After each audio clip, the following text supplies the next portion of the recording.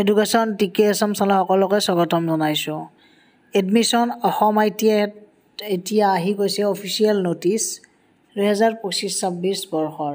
আৰু আপোনালোকে বহুতে জানেই যে মোৰ চেনেলত বহুত বছৰ ধৰি ITI ৰিলেটেড ভিডিঅ' বনাওঁ আৰু ITI NCVT SCVT দুইটাই সেইবিলাক ইয়াতে দেখিছে ITI IMC SCVT NCVT লগতে প্ৰাইভেট গোটেইবিলাক এটা ৱেবছাইটতে হ'ব।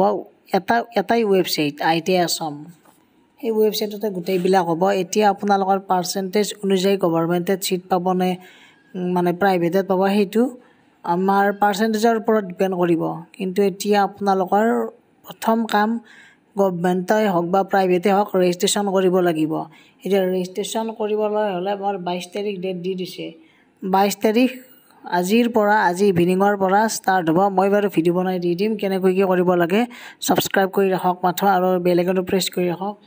22 তাৰিখৰ পৰা প্ৰায় 11 জুনলৈকে আমাৰ সময়সীমা দিছে। 11 জুন এইটো দেখিছে 11 জুন। গতিকে এইখিনি সময়ৰ ভিতৰত আপোনালোকে ITI অনলাইন কৰিব লাগিব, ৰেজিষ্ট্ৰেশ্যন কৰিব লাগিব। তাৰে পিছত ভেৰিফিকেশ্যন প্ৰক্ৰিয়া আৰম্ভ হ'ব। এতিয়া ভেৰিফিকেশ্যন কেই তাৰিখে হ'ব, কিমান তাৰিখে হ'ব, কেইটা বজাত হ'ব গোটেই ডিটেইলছ পাই যাব। ইয়াতে আপোনালোকৰ দেখিছে 22 তাৰিখৰ পৰা 10 জুনলৈকে চলিব। 10 জুনলৈকে চলিব আপোনালোকৰ ৰেজিষ্ট্ৰেশ্যন প্ৰক্ৰিয়া আৰু 22 তাৰিখৰ পৰাই 11 জুনলৈকে থাকিব ভেৰিফিকেশ্যন প্ৰক্ৰিয়া। গতিকে এইটো দিয়াই আছে ইয়াত, এইখিনি চাই লওক আপোনালোকে। 22ৰ পৰা 10 জুন ৰেজিষ্ট্ৰেশ্যন, 22ৰ পৰা 11 জুন ভেৰিফিকেশ্যন। আৰু ভেৰিফিকেশ্যন কৰিব ITIত যাব লাগিব।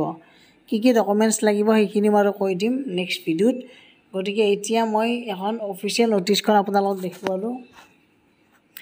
itiasam.nic.in এইটো ৱেবছাইটটো এবাৰ খুলি দেখুৱাইছোঁ বাৰু। গুগলত যেতিয়া ITI আছাম চাৰ্চ কৰিব তেতিয়া এনেকৈ আহিব ITI আছামৰ অফিচিয়েল ৱেবছাইটটো। আৰু অফিচিয়েল ৱেবছাইট এইটোৱেই হ'ল 2025 বৰ্ষৰ কাৰণে ITI অফিচিয়েল ৱেবছাইট। আৰু ইয়াতে আপোনালোকৰ ইনফৰমেশ্যনবোৰ পাই থাকিব। এতিয়া আপোনালোকৰ চিডিউল বাৰু এতিয়া দিছেনে মই চাই লওঁ বাৰু চিডিউলখন, এইবাৰৰ চিডিউল হয়নে নহয়। চিডিউলো দি দিছে। চিডিউল মই গোটেইখিনি ডিটেইলছত ক'ম, নেক্সট ভিডিঅ'ত ক'ম বাৰু।